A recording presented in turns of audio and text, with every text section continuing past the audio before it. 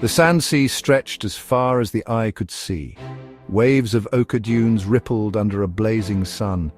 This was the domain of the Windcatchers, a nomadic tribe who lived in harmony with the desert. Their tents, woven from reeds and hides, dotted the landscape like shells, scattered by the wind.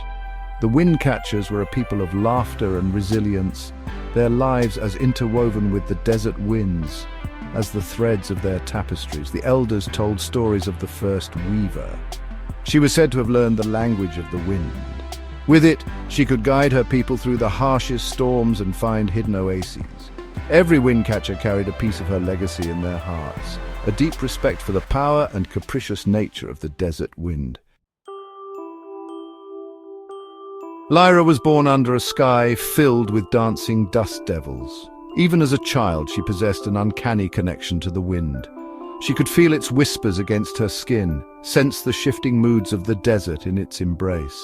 Her laughter echoed on the wind, as light and carefree as the desert breeze. The other children looked at Lyra with a mixture of awe and envy. They could only watch as she danced with the wind, her movements as fluid and graceful as the desert itself. The elders, however, saw in her a glimmer of the first weaver, a potential that filled them with both hope and trepidation.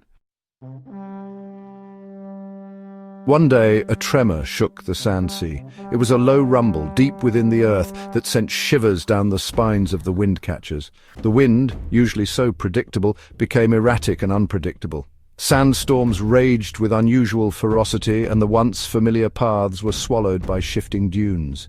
Fear gripped the tribe. The elders, their faces etched with worry, gathered in the largest tent.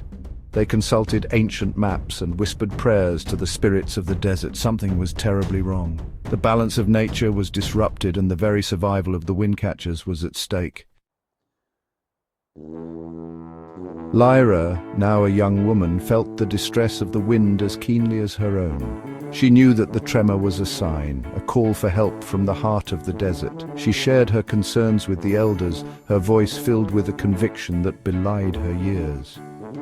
Two companions stepped forward to join Lyra on her perilous quest. Kale, a skilled hunter with eyes as keen as a hawk's, and Zari, a wise woman whose knowledge of desert herbs and ancient lore was unmatched.